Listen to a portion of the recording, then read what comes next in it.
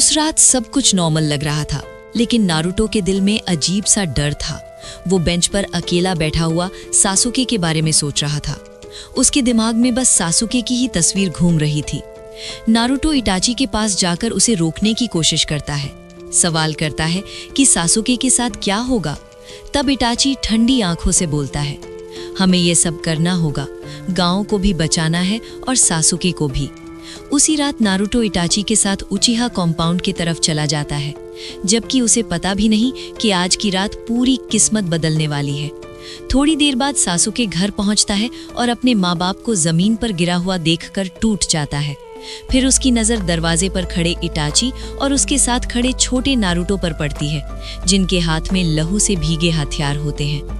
सासुके रोते हुए चीख कर पूछता है कि नारुतो के पास शारिंगान कैसे है, ये सब क्या हो रहा है, पर उसके सवालों का जवाब सिर्फ खामोशी देती है। इस सब के बीच इटाची नारुतो को तोबी से मिलवाता है। मास्क पहने हुए आदमी को देखकर नारुतो सिर्फ क्यूरियस होता है, लेकिन तोबी का दिल एक पल के लिए हिल जाता है, क्योंकि वही लड़का मिनाटो और कुशिना का बेटा है, जिसे उसने खुद से छीन लिया था। तोबी खुद को संभालकर नॉर्मल एक्ट करता है, क्योंकि नारुतो अभी सच से अनजान है और इटाची भी उसे पूरी सच्चाई नहीं बताता। इस नए टाइमलाइन में इटाची जल्दी समझ जाता है कि नारुतो असल में मिनाटो का बेटा है, एक ऐसा बच्चा जिसे होकागे का बेटा होने के बाद भी अकेला छोड़ दिया गया। वो दूर से देखता है कि हिरुज़ेन नारुतो को वो जिंदगी नहीं दे रहा जो उसका हक है। कभी उसे प्यार से नहीं देखता, सिर्फ एक जिंचुरिकी के तौर पर ट्रीट करता है। इस बार इटाची चुप नहीं रहता, वो बार बार नारुतो से मिलता है। उसे देखकर समझता है कि ये बच्चा सिर्फ गांव का वेपन नहीं, बल्कि सासुके जैसा ही एक निर्दोष बच्चा है। फिर वो सासुके को जिंजुत्सु में बंद कर उसके दिमाग में डर और नफरत का बोझ ठोक देता है, ताकि सासुके उसे हमेशा एक कातिल के रूप में ही याद रखे। इटाची नारुतो को साथ लेकर सीधा हिरुज़ेन के पास पहुंचता है, जहां हिरुज़ेन ये देखकर हिला जाता है कि इटाची ने उचिहा मैसेकर में नारुतो को भी घसीट लिया है। कुछ ही देर बाद तीनों मिलकर इटाची, नारुतो और तोबी उचिहा क्लैन पर हमला करते हैं और एक एक करके सबको खत्म कर देते हैं। नारुतो के छोटे हाथ पहली बार असली खून से रंग जाते हैं। इस दफे इटाची फुकागु की आंखें बर्बाद नहीं होने देता। वो उन शारिंगान को निकालकर नारुतो में ट्रांसप्लांट कर देता है, क्योंकि उसे लगता है कि फुकागु की सारी एबिलिटीज नारुतो के जरिए जिंदा रह सकती हैं।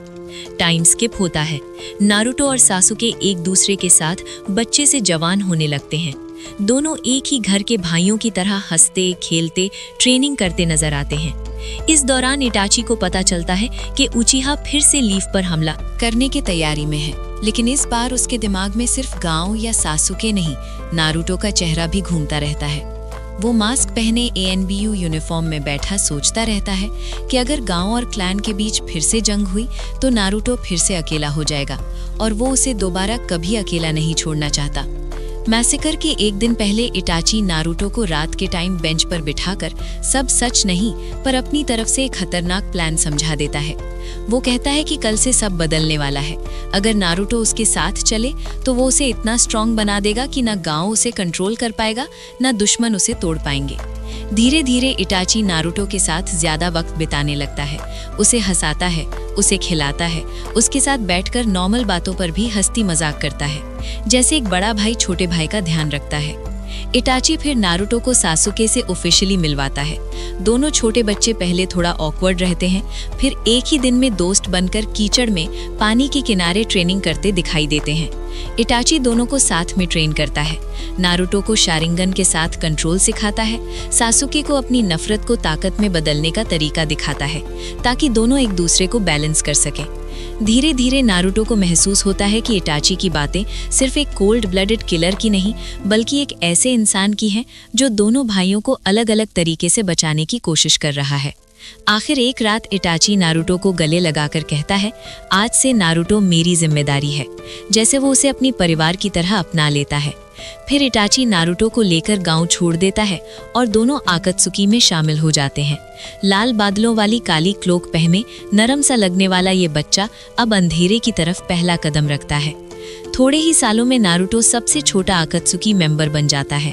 उसकी शारिंगन आंखें, कुरामा की चक्रा और इटाची की ट्रेनिंग मिलकर उसे एक ऐसा शिनोबी बना देती हैं जिसे देखकर दुश्मन भी सोचने पर मजबूर हो जाते हैं कि ये बच्चा है या तबाही का एक नया देवता।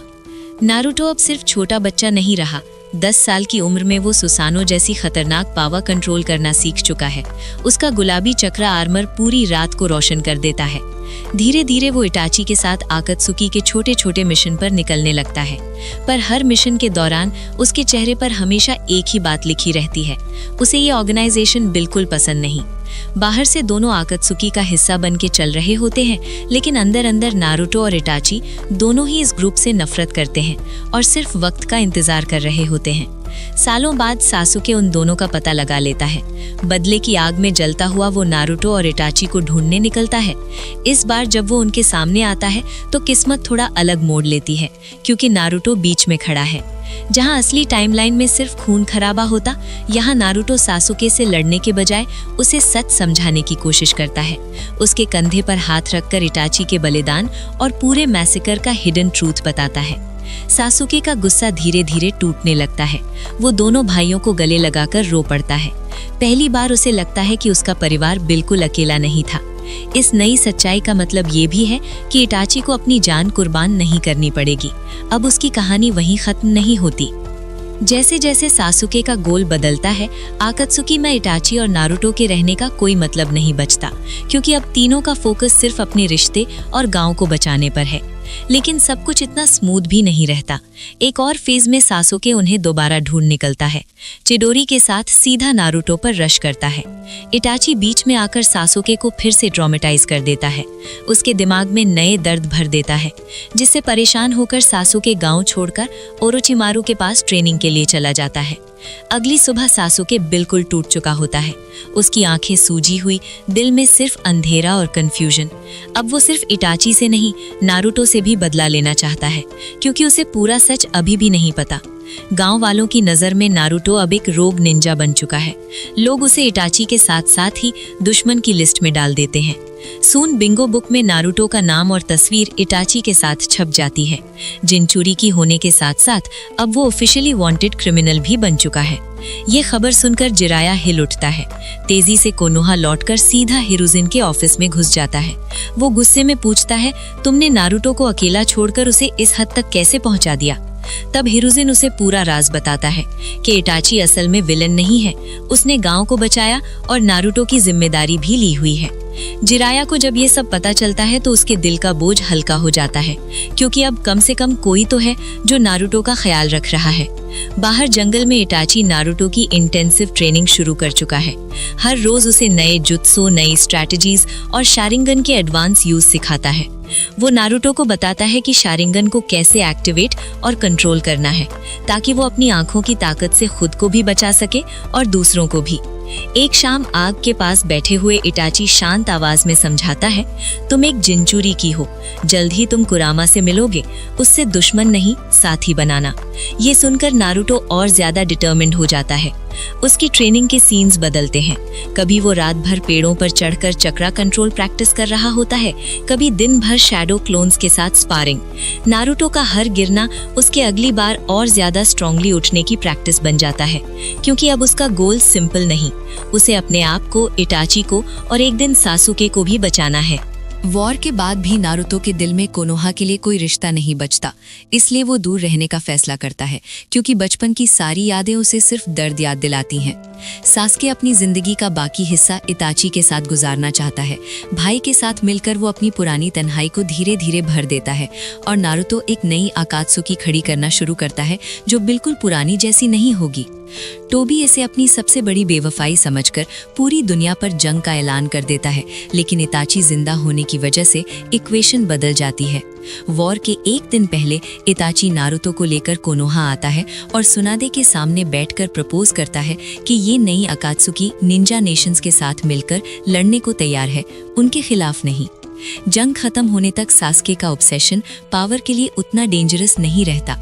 नारुतो और सास्के दोनों के हाथ इस बार सलामत रहते हैं, कोई भी अपनी बाह नहीं खोना पड़ती। इताची को आखिरकार कोनोहा वापस आने की इजाजत मिल जाती है। अब वो गांव का असली प्रोटेक्टर बनके जीता है, ना कि एक छुपा हुआ क्रिमिनल। धीरे धीरे नई अकात्सुकी में कोनोहा के कुछ शिनोबी भी शामिल हो जाते हैं जो शैडो से 5 देशों की रक्षा करना चाहते हैं। ककाशी भी अकात्सुकी क्लोक पहन लेता है क्योंकि उसे लगता है कि मिनाटो के बेटे के साथ रहकर ही वो अपने सेंसे का फर्ज पूरा कर सकता है। और हिनाता भी ऑर्गेनाइजेशन ज्वाइन करती है क्योंकि उसके दिल में हमेशा से सिर्फ नारुतो के लिए प्यार था। नारुतो, सास्के और ककाशी मिलकर पुरानी अकात्सुकी पर ही रिवर्स अटैक करने का प्लान बनाते हैं। तीनों मिलके दईदारा, हिडान, काकुजू जैसे मेंबर्स को गिरा देते हैं। नागा तो अभी जिंदा है, इसलिए वो भी इनके सामने खुद लड़ने आता है, लेकिन 3-3 सुसानो और नारुतो की स्ट्रैटेजी के सामने उसकी स्ट्रेंथ भी धीरे धीरे टूट जाती है। ये नई अकात्सुकी असली में 5 नेशंस को शैडो से प्रोटेक्ट करने के लिए बनी है, जिसका पहला रिक्रूट बनता है गारा का भाई कांकरू, जो छुपकर अपने काजिकागे भाई की रक्षा करना चाहता है। दूसरी रिक्रूट होती है करीन, जो नारुतो को रिस्पेक्ट करती है क्योंकि उसने उचीहा और उजुमाकी दोनों के दर्द को समझकर उनके बीच ब्रिज का काम किया है। शुरुआत में शिनोबी वर्ल्ड इन सब को रोग निन समझकर रिजेक्ट कर देता है, लेकिन क्योंकि जिराया इस टाइमलाइन में जिंदा होता है, वो सबके सामने सच रख देता है। इताची के बलिदान, नारुतो के बचपन और नई अकात्सुकी के असली मिशन के बारे में बताकर सबको रुला देता है और धीरे धीरे वही लोग नारुतो से प्यार करने लगते हैं जो कभी उससे नफरत करते थे। जंग के बीच नारुतो पहली बार कुरामा चक्रा मोड को पार्शियल सुसानो के साथ कंबाइन करता है। उसका रूप इतना जबरदस्त होता है कि टोबी खुद ओवरवेल्म्ड हो जाता है। नारुतो पहला ऐसा शिनोबी बन जाता है जो हर शारिनगान यूजर से आगे निकल जाता है, क्योंकि उसके पास उचीहा की आंखें भी हैं और उजुमाकी का लिमिटलेस चक्रा भी। मदारा तक जो हमेशा सिर्फ अपनी उचीहा प्राइड पर जीता था, नारुतो की शारिनगान स्किल्स देखकर हैरान रह जाता है। उसके चेहरे पर हल्का सा इम्प्रेस्ड स्माइल आ ही जाता है। आखिर में नारुतो, इताची और सास्के मिलकर नागतो को 3 अलग अलग सुसानो से प्रेस करके हरा देते हैं, जिससे टोबी के सारे प्लान्स हिल जाते हैं। टोबी उनकी बेवफाई से इरिटेट होता रहता है, लेकिन वो उन्हें साइड में रखकर अपना मेन गोल मदारा को रीएनिमेट करना पूरा करने की कोशिश करता है, जो इस बार इतना आसान नहीं होता। वॉर के खत्म होते होते नारुतो का नया अकात्सुकी सिंबल बन जाता है एक ऐसे लेगेसी का जो बोरुतो के जमाने तक चलता रहता है, जहां नारुतो और ककाशी जैसी क्लोक्स पहने नए हीरोज ओत्सुकी से लड़ते दिखते हैं। और स्क्रीन पर एक छोटी सी हिनाता जैसी लड़की सब्सक्राइब का बोर्ड पकड़कर हमें याद दिलाती है कि ये कहानी यहीं खत्म नहीं होती, सिर्फ अगले कुछ सेकंड के लिए रुकती है। उचीहा मैसेकर, उसका स्पाई मिशन और ये फैक्ट कि नारुतो हमेशा से गांव का सबसे बड़ा विक्टिम था। कोई वेपन नहीं, एलाइड शिनोबी फोर्सेस बनते हैं, जैसे रियल टाइमलाइन में 5 कागे समिट के बाद बनते हैं, लेकिन इस बार नारुतो और उसकी अकात्सुकी सीधे फ्रंट लाइन एलाइज के रूप में खड़े होते हैं।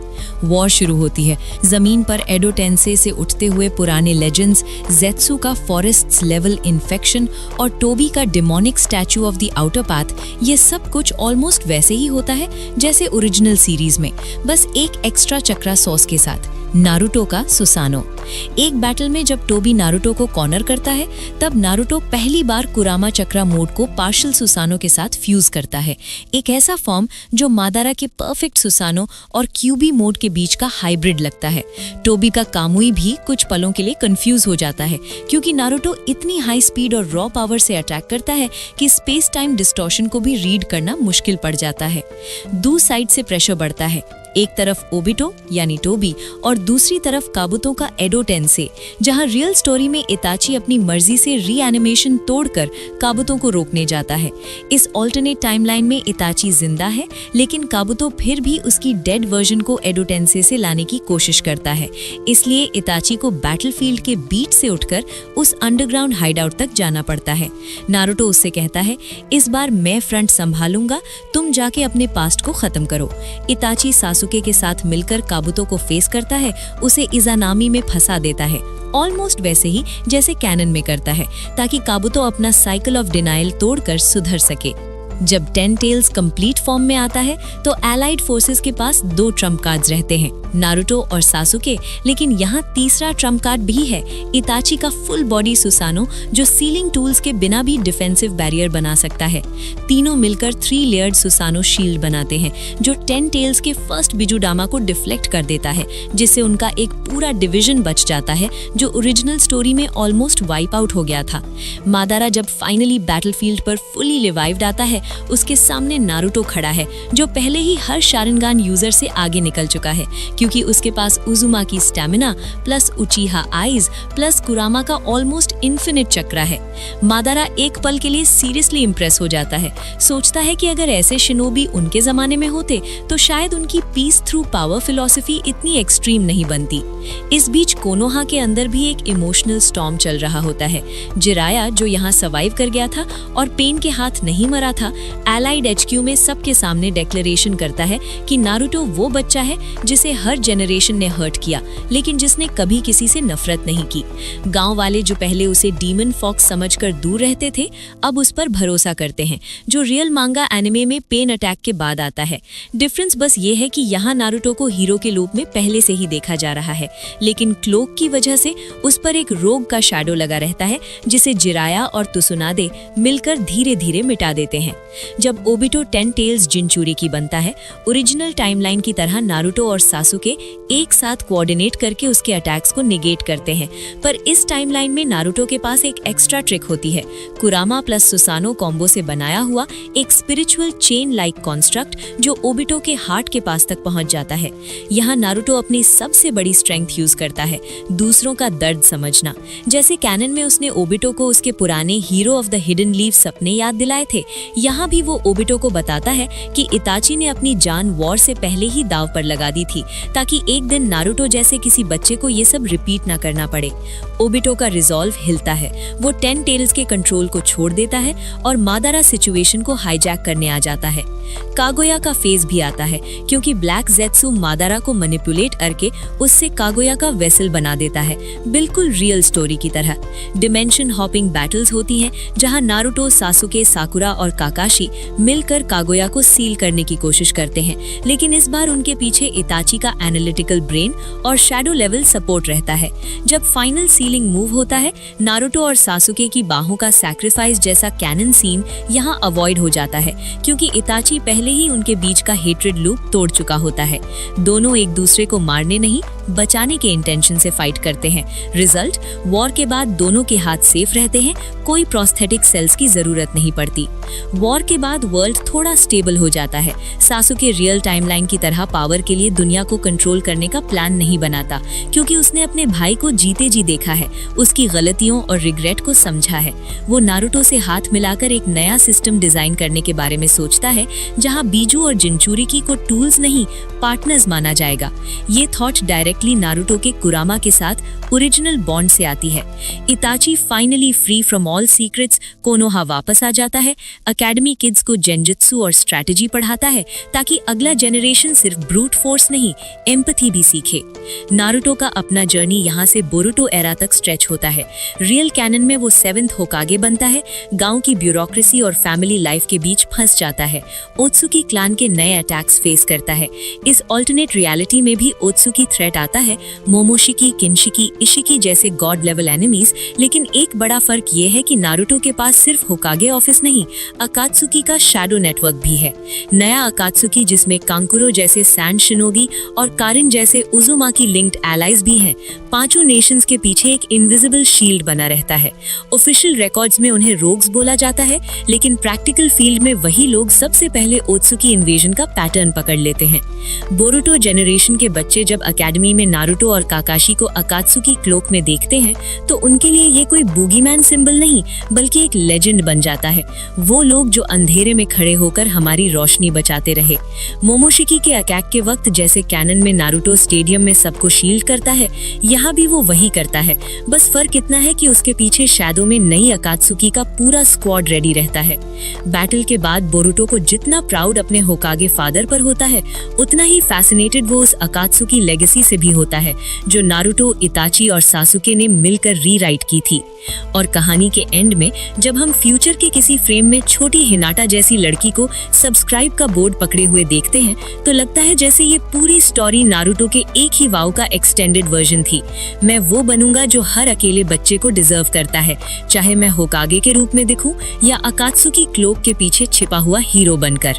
नारुतो की रियल स्टोरी जहां सैक्रिफाइस, मिसअंडरस्टैंडिंग और लेट एक्सेप्टेंस से भरी थी, वहां ये टाइमलाइन दिखाती है कि अगर उसके पास शुरू से इताची जैसे मेंटोर, सासुके जैसे भाई और हिनाटा, काकाशी, जिराया जैसे लोग ओपनली उसके साथ खड़े होते तो वो सिर्फ एक गांव का नहीं, पूरी शिनोबी वर्ल्ड का शैडो होकागे बन सकता था।